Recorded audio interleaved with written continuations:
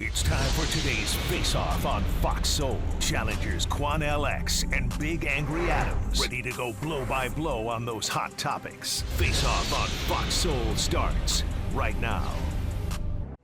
8, 5, 7, count 1. 8, 5, 7,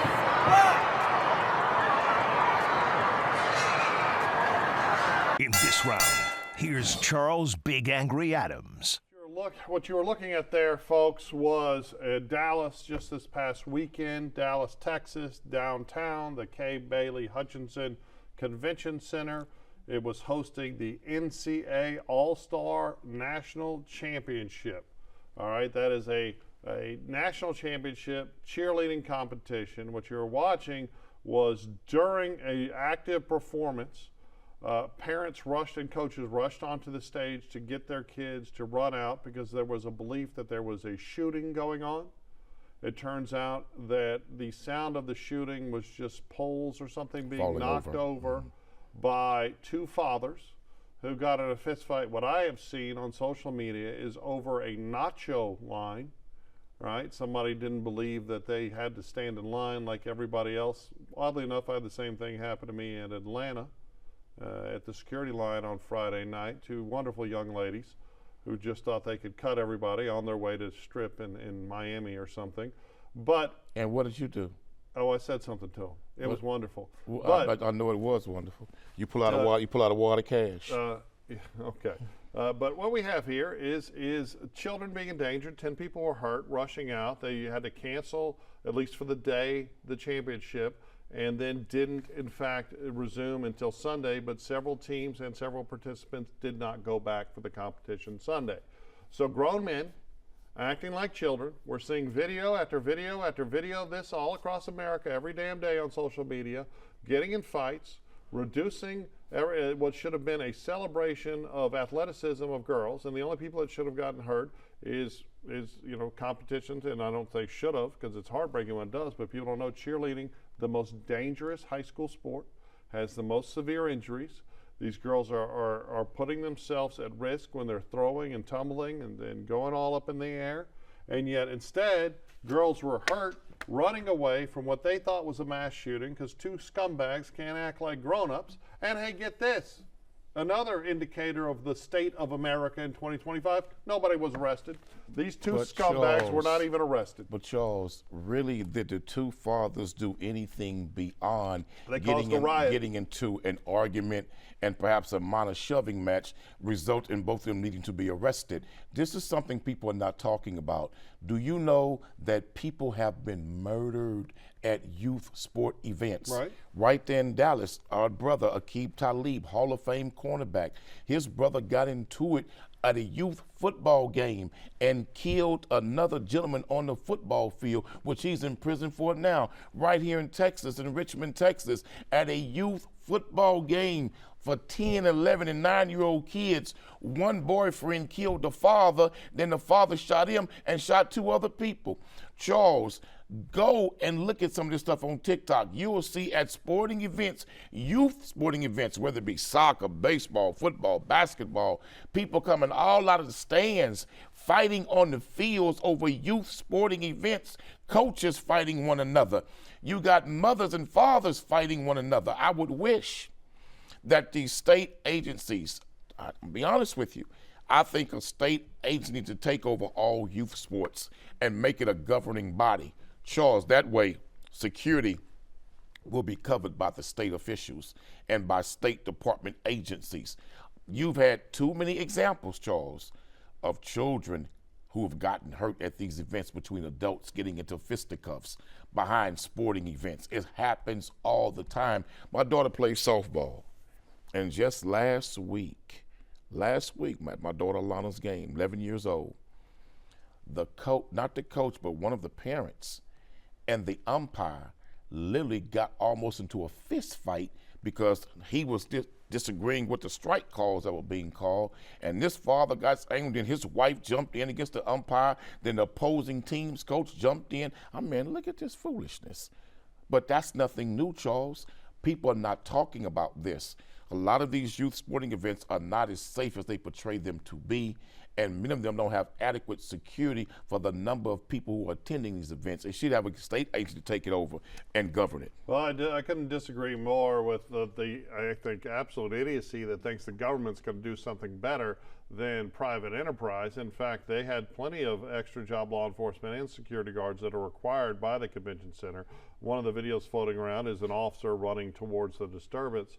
The real problem is the lack of consequences for the criminals, right? Even you. Well, why do they need to be arrested? They just got in a fight. If you get in a fight. I didn't say I said an argument and a little light shoving match. Whatever it was. And maybe they both said we don't want to file charges on each other. Whatever it was, they caused a disturbance which led to a riot that led to children getting trampled.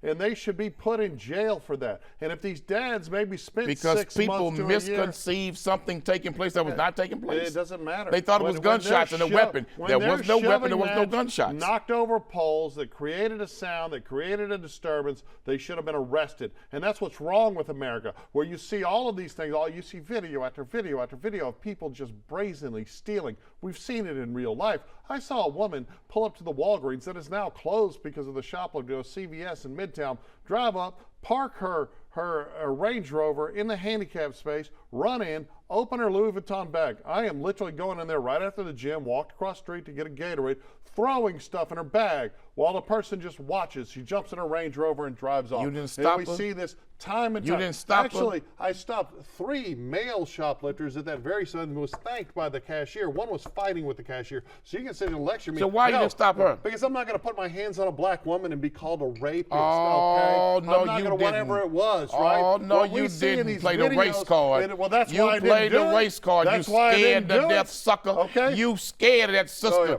because you know that sister Yeah. would have whooped you ass up in that Walgreens, that CVS. But at the end of the day, she'd have put them we are hands seeing upside that head. crime again and again, and nobody goes to jail. America needs to start putting criminals in jail again, and then when they're arrested, leaving them in the can for a little bit instead of hey, no bonds, let's let murderers go. I bet you were happy when that cop killer got out. I bet you were like, yay, cop killer got out. We need consequences. Such a thing? I'm not assuming it. I know. Charles, I know how you are. These sporting events, these youth sporting events, man, there's too many documents that are out there, court documents that show people have been killed, wounded, aggravated assaults against coaches, other coaches. You must have adequate security. And the problem is many of these youth events don't have the resources privately to hire appropriate security and still put on the event. So that way, if a state agency took it over, then these safety precautions could be paid for by the taxpayers because our children are still involved in these events. How many people gotta die at these events, be wounded, shot, stabbed, and literally killed in some of these youth sporting events before the government or the state steps in and say, look, we will provide security? Here's a better question. How many people got to get good prison sentences for this nonsense, get locked up for a good long while over it to make people pause and think maybe I shouldn't shoot somebody to death? You talk about when you said you referred to the football player. You referred to him as his brother. Right? But you referred to the football player as your brother. Brother Keith Talib, Okay. He's a Muslim brother. A fellow Muslim brother, yes. Do you consider his brother your brother as well? Yeah, he's a brother that made a mistake, Okay, yes. so he's a brother that made a mistake. He killed and the brother who was killed, he's still my brother also. Okay. Well, he's a victim of a crime. Well, he's dead, right? But he's a victim of a crime, yes. I wouldn't call him your brother or my brother or anyone's brother. I'd call him a disgusting murderer who killed people in front of their children. Can I say this to you, Charles? No, I don't want to hear what you have to say. I'm talking. Moses murdered a man. Okay. Moses was a murderer. Okay, but that's God disgusting. forgave him. Okay. Even Omar, the companion of Muhammad, was something see, worse that's before the thing. God touched him. So God can take a murderer and make him a deliverer. God can take a man or woman that's stuck deep in crime, clean them up, and make them something valuable like he did Minister Malcolm X. Just because we throw people away don't mean that God is finished with them. So they are my brothers. I'm not asking to throw people away. I'm asking for people to return to having consequences for their actions, which I agree with that. I don't have a problem with that. I agree with that. Okay, so you'll agree with me that we need to stop being sanctuary cities. We need to stop letting people out every time. This is a youth football, this is a youth event of cheerleaders and sporting events and youth crimes that's taking place at youth events. Right. How in the hell we go to sanctuary cities? Well, Because when you have how a criminal you pivot from youth sporting because events and the dangers that are taking place there to immigration situations now. Okay, well, because you a bigot, that's why. Look at you. You made a pivot, didn't you? Just a bigoted pivot. Everyone that's committing crimes when they're not a citizen of this country should not be allowed to stay in this country when you committed a victim crime. I'm not talking about all crimes. And let me finish. If you beat up another parent and cause a riot, if you hurt a kid, if you kill someone, whatever it is, you need to go to jail. If you steal some if you snacks, commit a crime, you need to go to jail. You should go to jail. I'm so glad that you agree I with me agree that with that. criminals need to go to jail. Because what happens again. is when they don't go to jail, you're sending a message that they can do it and get away with it. Goodness. There's no consequences. Oh my goodness, that's what I've been saying for years. No, that's not what you've been saying. We can agree. That's not what you've been saying. Criminals need You want to see all Negroes and brown people go to jail. That's what you really want to do. That's what you have to say. You don't want no good white folks to go to jail. You want to send all brown and black folks to jail. You don't want to see them good white friends of yours go to jail.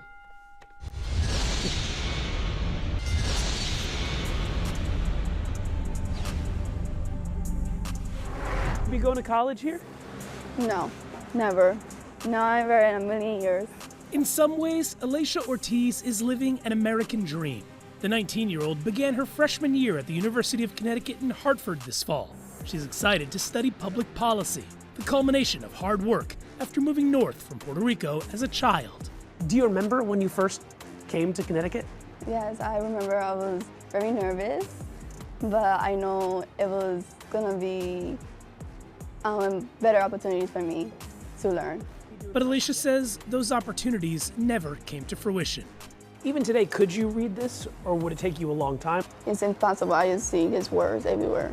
Alicia graduated from the Hartford Public School System last year, but she says today she is illiterate. She still doesn't know how to read or write. When she was in early education, they would just either tell me to stay in a corner and sleep, or just draw pictures, flowers for them. And when she was in high school, she relied on speech-to-text programs and other apps to read and write essays. So, if you had an assignment where you had to write something, you'd open up a document like this and then do what? I would go here to use the text-to-speech. It says dictate. Dictate, yep. I love pizza. This is how you would do your assignments. And then... Cats of the World VAK sporting a twin-prop airplane. If you had to read something, that's how you do it. In this round, here's Quanell X. Charles, just last week, you and I had a debate about the American public school system and parents having the right of choice through school vouchers to choose where their tax dollars go to educate their children. The parents got the right to send their children to school of choice that they're choosing. And I said something in that segment that there are children graduating high schools in the public school system of America, and they're functionally illiterate. Charles, now we got this story. This beautiful young Puerto Rican young girl in Connecticut graduated with high scores from a school, high school, was recognized for being a great student, and she can't even read or write. Charles, that is criminal. In fact, what they didn't say was who's going to jail.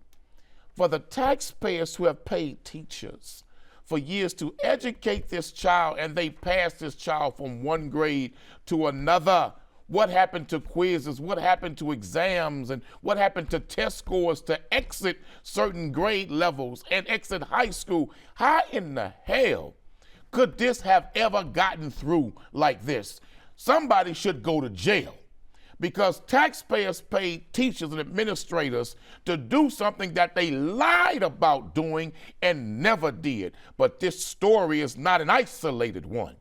There are other students all over America who are using apps, ChatGPT apps, to do class assignments, and they too are functionally illiterate. They're now using technology to skate by and to get by, pretending as though they're doing assignments themselves. Charles, the American public school system is under indictment, and it should be held accountable for what it has done to the American children. We got too many teachers who are in classrooms with 40 and 45 and 50 kids by themselves. How in the hell can that one man or woman teach that class with that many kids in it? Right here in Texas, if you would see the thousands of kids in certain high schools where the school was built for 2,500, 3,000, but there's 6,700 kids. They're outside in little portables, like mobile homes, being educated all day because there's nowhere else to put them. Charles, this is wrong. One of the greatest defensive NFL players to ever play the game, a little older than you and I, went to Yates High School, named Dexter Manley, played for the Washington Commanders, then the Washington Redskins. Hall of Famer, graduated from Yates High School, went to college and graduated from college, and couldn't read or write. Could not read or write at all. That is a crime, in my opinion. Well, he was probably pushed forward because of his athletic excellence, right? And that was the exception back then, right? When student athletes would be helped and given privileges and pass simply to allow them to play the sports, which was wrong, right? But that has become the new normal, and it became the new normal during the Obama administration that emphasized progression over everything. We stopped, it's just like handing out a trophy for the losing team, right? We started passing kids even though they weren't passing tests. Called social promotion. And in fact, we started calling tests racist, right? I mean, you want to talk about, let's look at this girl. She's also at the University of Connecticut. Well, how on earth did she get into the University of Connecticut? And the reporter showed she couldn't even read then during the interview. Read or write, right? But more importantly, what about her SAT or ACT score? Of course, we've decided those are racist, and we're not going to require. The truth is, they've only decided not to look at them if you check the right box on the demographics, right? And then white and Asian kids still got to get high scores. But what about high school? Let's get you got to take an exit exam test. Well, state standardized test. That's being called I know she get through that. But every kid got to take that. How she get through that? No, there's plenty of places that have done away with it because of the clarion call of systemic racism. Instead of saying, well, what's going on? Because here's the truth, Quanell. Black people, Asian people, white people, and Latino people, if you put them all on a scale, they're all the same, right? We all have, there's some individuals a little bit smarter. With equal resources and safe environments, well, yes. Right, or like in this girl's position, right? She's a single mother, it sounds like, who moved from Puerto Rico. She was a non-English speaker, but it doesn't sound like she taught her to read or write Spanish, right? So what was going on in the home? And we want to blame the government. You're wanting to put people in jail. Well, how about let's start with the mom? Right? And let's say, well, but what if English was not her first language? And what if the mother and father never learned how to speak or read or write English themselves? How much could they do? Everything I read, it doesn't sound like dad is around. But more importantly, yes, okay, she doesn't read or write English, right? The parents probably not either. But you know what? She could read or write Spanish.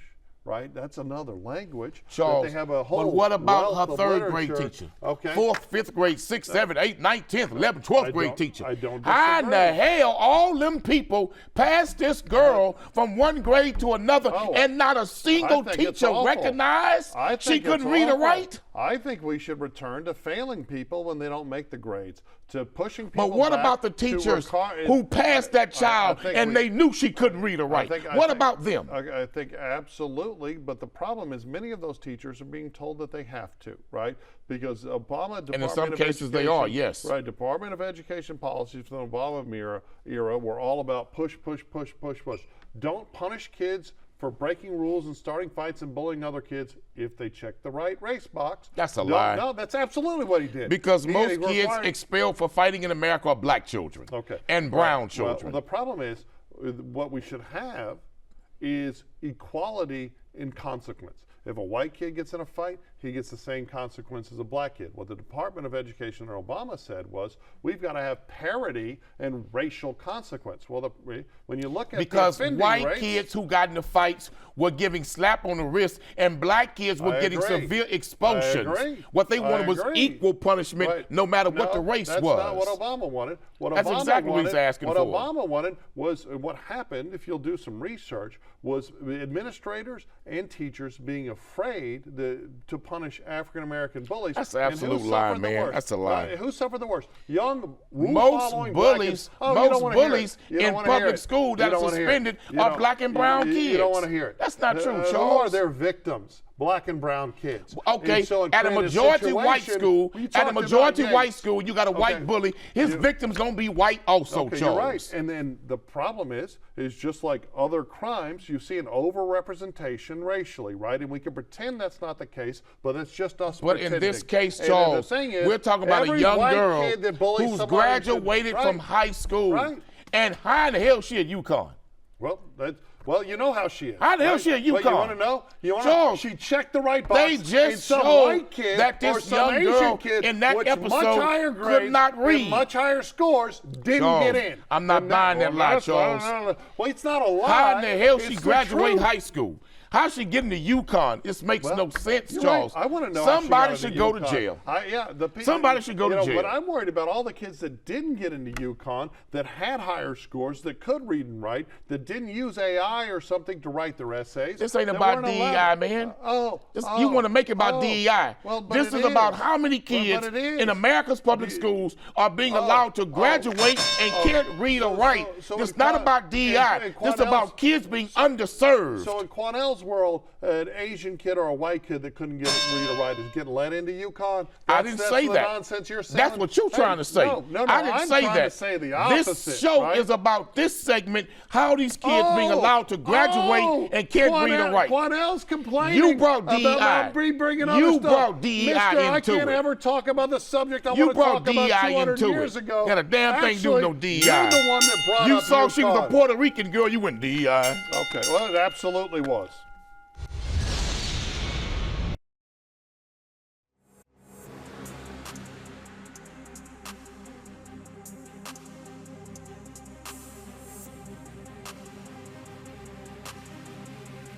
That's it for the Face Off on Fox Soul. We'll catch you next time.